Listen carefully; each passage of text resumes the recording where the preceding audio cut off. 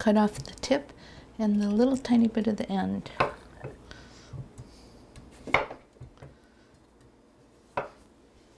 I'm going to use the squash corer. I'll do the big one first.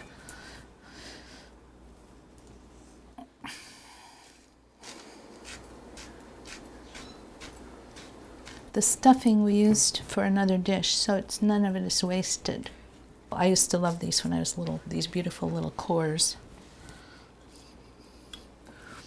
The idea is to get this whole thing cored at about an eighth of an inch thick without breaking it or piercing the edge. So when I was little, my grandmother and mother didn't want me to do it because I would inevitably do it the wrong way, but eventually I learned. It takes practice.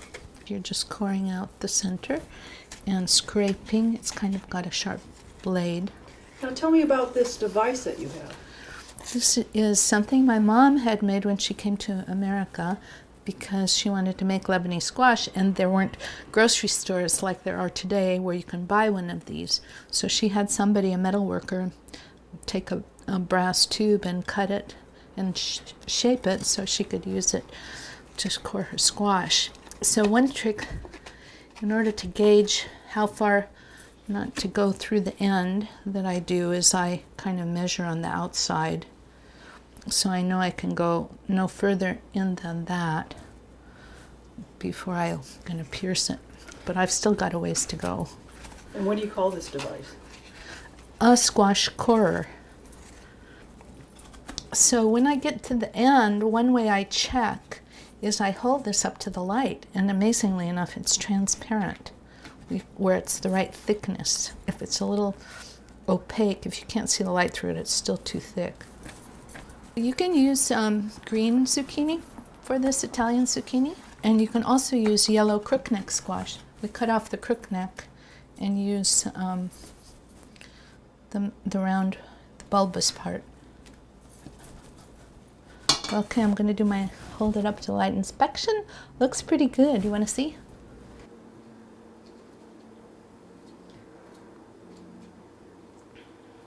Now we're going to drop this. This is a bowl of salted water with 1 clove of garlic in it to give it some flavor. And that's where I have the rest of the squash waiting. And then there's green onion, fresh parsley, and fresh mint. And some salt, pepper, cayenne pepper. And this is the vegetarian version. There is a meat version, but I like the vegetarian version. I'm going to get my pot.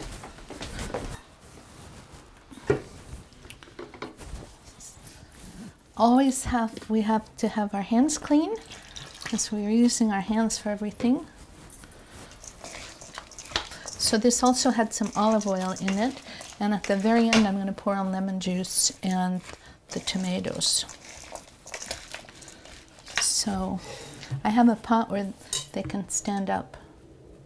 They'll probably tilt a little bit. So now you just use your hand and you start stuffing. This is slow food, part of the slow food culture. So when I'm doing this, I'm not getting impatient. Also, it helps to have somebody else doing it because it goes faster if there's 2 people. So I'm not going to pack it down real tight because the rice has to have room to expand.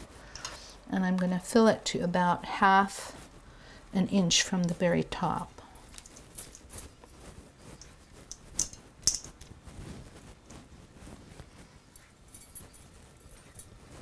Kind of clean it up a little bit, and that'll be the first one in the pot. I'll readjust it as I add to it.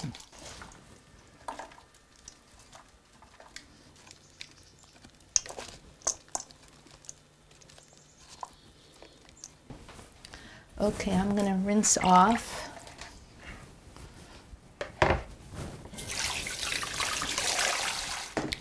Now I need to arrange these as vertical as possible, but I'm going to put a lid on here.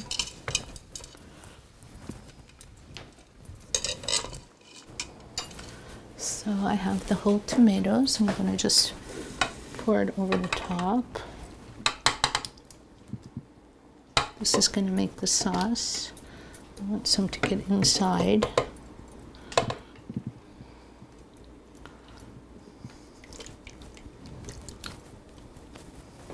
I used half of the oil in the dressing, the other half goes on top. Then I have 1/3 of a cup of lemon juice, which I squeezed from fresh lemons. We don't use that other, any lemon, fake lemon things. And I want to be sure that goes inside. I add 1 cup of water.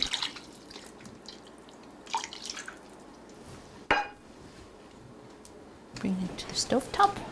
I think I'll do it on the back burner here.